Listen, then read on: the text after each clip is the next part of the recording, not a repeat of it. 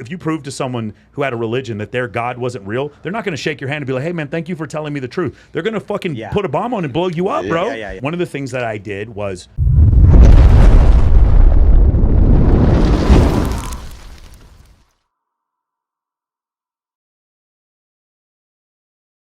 by the way, love Owen Cook. He's one of my favorite people, and he's probably the best public speaker I've ever seen live.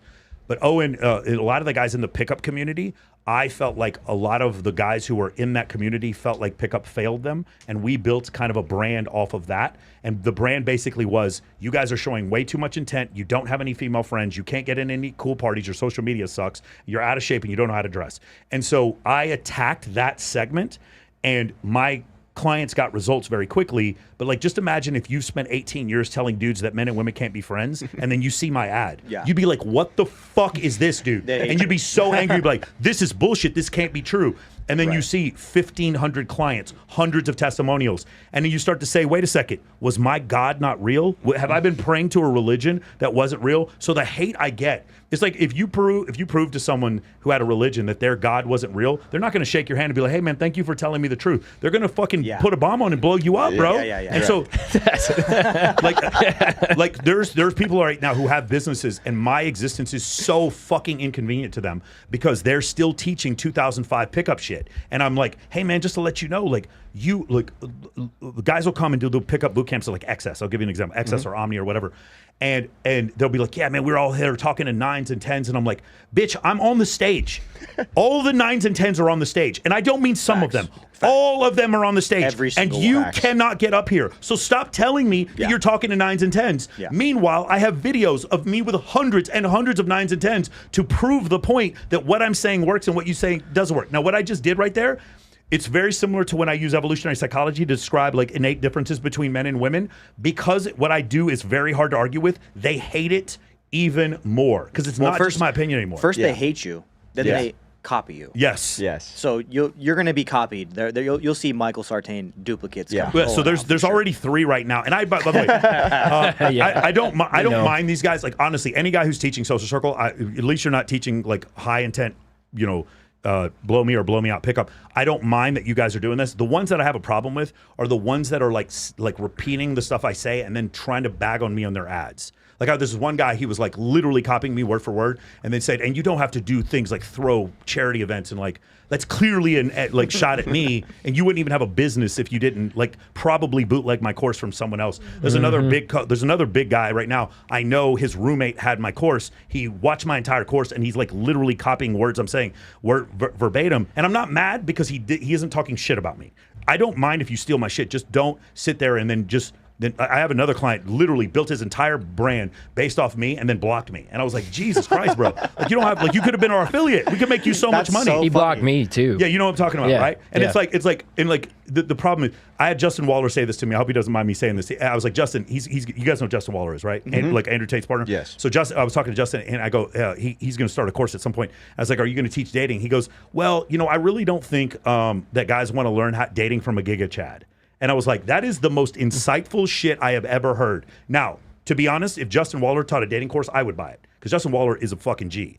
But it was very insightful for him to do it. One of my clients, super good-looking guy, trying to teach guys dating, and I'm like, bro, like, they just don't grasp. They're born on third base and thought they hit a triple. So it's one of those situations. And so we have that situation happen frequently, but I don't mind as long as they just don't talk shit about me. We can all make money together, and we can affiliate for each other. And in fact, say like Corey Chaloff's a great example. Corey, come speak on my shit. I'll speak on Corey's stuff. That's the reason why, like, because he's great. We have a very similar product. Austin Dunham teaches something kind of similar to what I do, and I love it. We have no issue. FitX Fearless and me almost completely agree on everything. These guys, we're not competition for each other because we have different parts of the segment, different segments.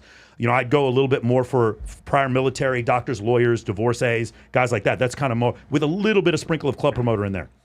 Some of these guys are like the Black Manosphere, and so that's their main shtick. But as far as that's concerned, yeah, man, that's the only thing that I've noticed is that the copying, it's anyone who you hear says you need to be friends with women to get you into fucking hotter places. If you know 50 girls, you get into the Playboy Mansion for free. If you don't know 50 girls, it's $1,800.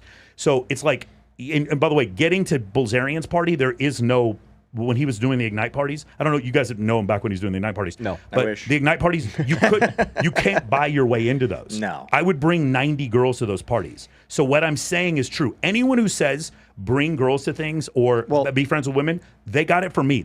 I have videos of me in 2008 saying this shit. Anybody who says that they did it before me is just lying. And so that's the main thing that I contributed to it. So going back to what you said before, when I do that, just imagine if someone else, not just their product, but their existence was so deleterious to your brand. That's exactly why some dudes are making 8, 9, 10 video like hit pieces on me. Oh no. And now that you guys have started, now that you guys have started building your personal brands, have you guys had any haters? Oh yeah. Oh yeah. Oh yeah. Just check the comment section of some of my videos. They're like, this guy fucking lives in his basement. Fuck, this guy's a scammer. I was like, I don't even have a product to sell you. I think I'm literally putting this shit out there for free. That's half the reason they're all mad though. Is they're like, what is he selling? Like he's like selling something, and then they can't find anything that we're selling because we're not. Well, we're not selling anything. But do you understand? How is he scamming people? Yeah, like, how are they scamming? You literally have nothing. It's the same mechanism. You guys are not professional athletes, movie stars. I mean, you're good looking, but not outrageously good looking where people are trying to take photos of you.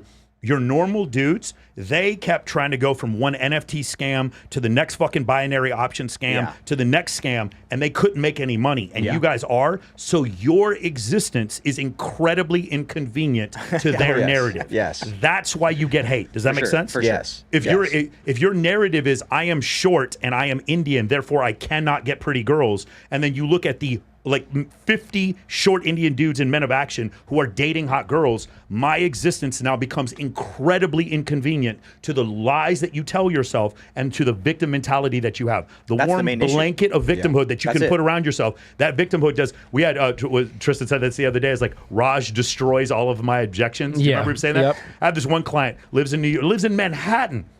Fucking guys, he's under 6 feet tall. He's Indian, wears a turban, and is dating the fucking hottest girls. And it's like all the Indian clients are like, "Fuck, bro! Like, what do I do? Should I start wearing a turban?" Well, yeah, exactly. They start thinking they need what he has. Yeah. And then the biggest example of all is, oh no, Dan didn't make that money from playing poker. Bullshit. I have seen the actual wire transfers between Alec Gores, Sam McGee, and Dan Bilzerian. At least I have seen with my own eyes $54 million. Also, too, you can just look at his fucking setup. You can't inherit that. Yeah, you can't, exactly. You have to build that meticulously over a period of time and be him. But you have to be him. You can't just fucking inherit what he has. What does that mean, though? That means, oh, you guys could have staked a bunch of people and made a bunch of money in poker, and you didn't do it. Oh, that means you could have taken all this fucking risk and done that. That means you could have posted that crazy shit on Instagram and you didn't do it. Now you don't have an excuse anymore. It's easier to just say Dan's dad left him money.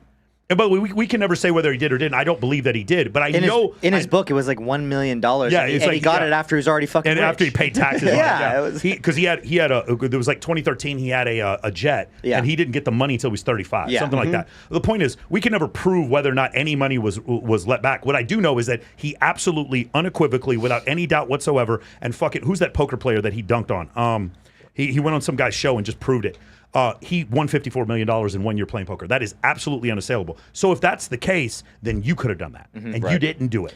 And so now his existence at being a guy who's 5'9", who's slept with thousands of women and makes, is worth over $100 million or $200 million, whatever he's worth, his existence now is incredibly inconvenient to your narrative. Correct. So fuck Dan. That's it. That's what happens next. And so that's where the hate comes from. And so Dan gets more of it than all of us combined. And you see why. Then you hang out with him and you're like, yo, what the fuck? And then you watch the girls show up, bring their girlfriends over to his place, and you're like, oh, it's real. It's exactly the way he describes it. None of this is bullshit. And then it's just like, it's one of these crazy things where it's like, okay, now, damn, like when I see that, Dan was one of the main reasons why I did this. Ty Lopez was another one. It was like, I just want to learn from them.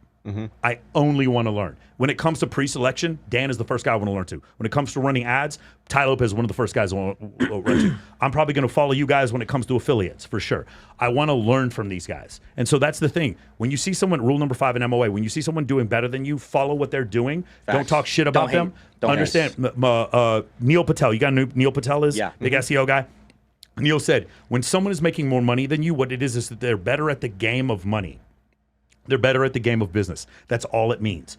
For you to hate on them, again, do we know rich people who are fucking miserable people who do a bunch of cocaine and cheat on their wives and shit? Of course. Just do the rich part, not the cheat on your wives and the cocaine part. Yes. That's it. Let's just take the good parts and leave the bad parts.